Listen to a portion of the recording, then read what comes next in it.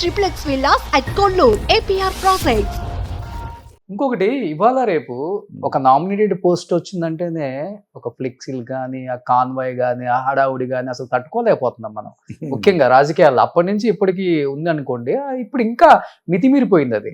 But 28 సంవత్సరాలకే MLA, 30 సంవత్సరాలకే మంత్రి, ఎలా ఎలా తీసుకోగలిగారు దాన్ని, ఎలా మేనేజ్ చేయగలిగారు?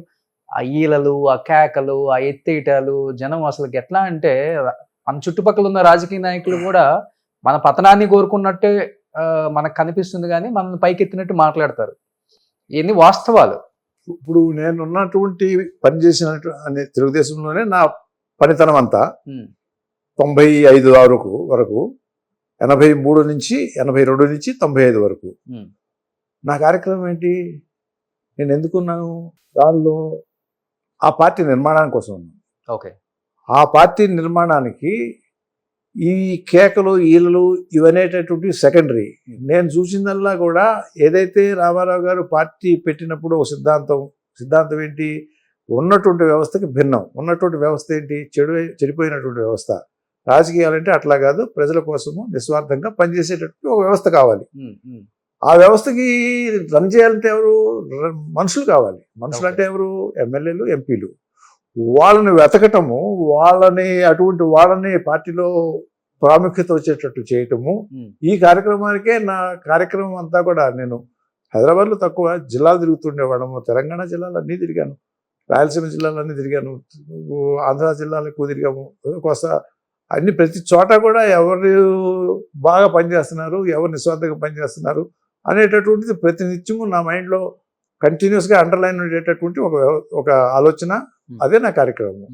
దానికి తగినటువంటి 4-5 తయారు చేసుకుని వాళ్ళతో చేసుకుని అలా ఒక చోట పార్టీ ప్రోగ్రామ్కి వెళ్ళామంటే కళ్ళు ఎత్తుతూ ఉంటాయి నాకు. ఎవడెవడు అట్లా చాలా మంది అంటే కళ్ళు ఎతికి అట్లా రమ్మని చెప్పి తీసుకుని మళ్ళీ తీసుకొచ్చి మంత్రులు అయ్యారు, ఎమ్మెల్యేలు అయ్యారు. అలా వాళ్ళు వచ్చి అడిగితే అప్పుడు కళ్ళతో ఎతికే వాళ్ళు, ఇప్పుడు కట్లతో. పేర్లు కూడా చెప్పండి, చెప్తాను. ఓకే, ఒక 4-5 పేర్లు చెప్పండి. నాయుడు విజయకుడును, రామ్మోహన్ నాయుడు వాళ్ళ మామ సత్యనారాయణ రాజు. ఒకరోజు నేను మంత్రిగా వెళ్ళా వాళ్ళ ఊరు. అది వచ్చిన సర్పంచ్ ఫ్లాగ్ హాయిస్టింగ్ చేస్తున్నాం ఊళ్ళో. అయిపోయిన తర్వాత వచ్చి గెస్ట్ హౌస్ రమ్మన్నా. గెస్ట్ హౌస్కి వచ్చాడు. అంటే ఆ కాన్స్టిట్యున్సీలో అంతకుముందు ఉన్నటువంటి ఎమ్మెల్యే సరే అభిప్రాయం లేదు. నెక్స్ట్ నువ్వు వర్క్ చేయి మొదలుపెట్టన్నా. ఎమ్మెల్యే అని చెప్పను, నేను వర్క్ చేయమని చెప్తాను. నేను వర్క్ చేశాడు, నెక్స్ట్ ఎమ్మెల్యే అయ్యాడు. అట్లనే పాలకొల్లు నర్సాపురం ఎమ్మెల్యే 4 సార్లు చేశాడు, ఎంపీ చేశాడు. సుబ్బారాయుడు మంత్రి కూడా చేశాడు. అతను కౌన్సిలర్ ఇక్కడ అన్నాను. తర్వాత ఎమ్మెల్యే చేశాడు, మంత్రి అయ్యాడు. అలా ఇప్పుడు ఇంద్రారెడ్డి ఉన్నాడు.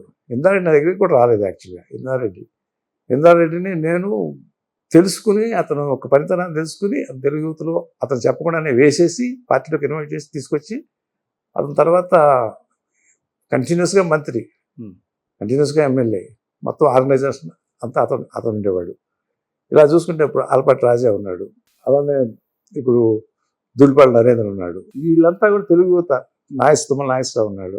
వీళ్ళంతా తెలుగు యువత ప్రెసిడెంట్స్. భూమా నాగిరెడ్డి ఉన్నాడు. వీళ్ళంతా కూడా తెలుగు యువత జిల్లా ప్రెసిడెంట్ని పట్టుకొచ్చి పెట్టేసిన తర్వాత వాళ్ళు ఎమ్మెల్యే తర్వాత మంత్రులు. ఇప్పుడు కూడా మంత్రులుగా ఉన్నారు మీరు చెప్పిన వాళ్ళలో. తుమ్మల నాగేశ్వరరావు గారు వాళ్ళే ఉంటారు. చాలా మంది పార్టీలు వాళ్ళే ఉంటారు ఇప్పుడు.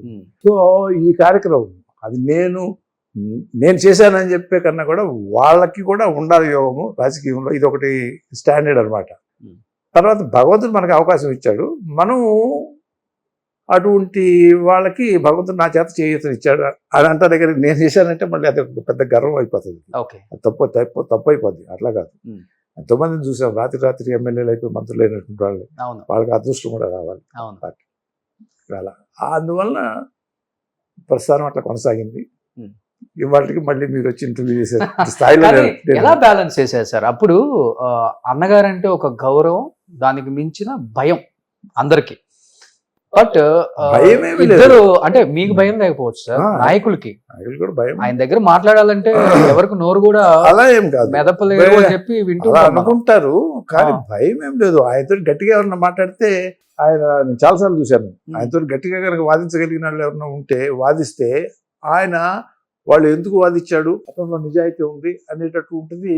వెంటనే గ్రహించుకొని వాళ్ళు చెప్పిందే ఆఫీసర్స్ చూశాను నేను, చాలామంది ఆఫీసర్స్ ఆయనతో వాదించినటువంటి ఆఫీసర్స్ని. ఇప్పటిలాగా వాదించేట ఆఫీసర్లు ఉన్న రోజు గడప కూడా దొక్కడాడు చీఫ్ మినిస్టర్. అలా కాదు, ఆయనతో వాదించేటటువంటి ఆఫీసర్స్ని ఆయన ఎంత రెస్పెక్ట్ ఇచ్చేవాడో నేను చూశాను నేను. ఓకే. అది ఆ రకంగానే ఎన్నో పథకాలు ఆయనకి వచ్చినాయి. ఇది సాధ్యం కాదని అంటే ఎందుకు సాధ్యం కాదని వాళ్ళు వాదించేవాళ్ళు చూశాను నేను. మీరు ఎలా మనిషి స్ట్రైట్ ఫార్వర్డా లేకపోతే చాలా సెన్సిటివా? మీరు ఎలాంటి వ్యక్తిత్వం మీద అసలు? నేనా స్ట్రైట్ ఫార్వర్డ్ అంటే ఇదే, నేను ఎమోషనల్. అందుకనే పెద్ద ఆయన దగ్గర చెప్పారు కదా 2-3 ఇన్సిడెంట్స్ జరిగినాయి పెద్ద ఆయనతో కూడా వాదనలో. ఆ వాదనలతోటి ఆయన అయితే ఏంటంటే వీడు ఎందుకు మాట్లాడుతున్నాడు అని చెప్పి ఆయనకు తెలుసు, అర్థమైంది వీళ్ళు ఆ సిన్సియారిటీ ఉంది కాబట్టి. అందుకని నన్ను మళ్ళీ ఎంకరేజ్ చేసుకొచ్చేవాడు. ఆల్టర్నేటివ్ నన్ను ఏదైనా ఒక పథకమో లేకపోతే ఇంకోటో విన్నప్పుడు మన వాదన ఏంటనేటటువంటిది ఆయన తీసుకుంటా ఉండేవాడు.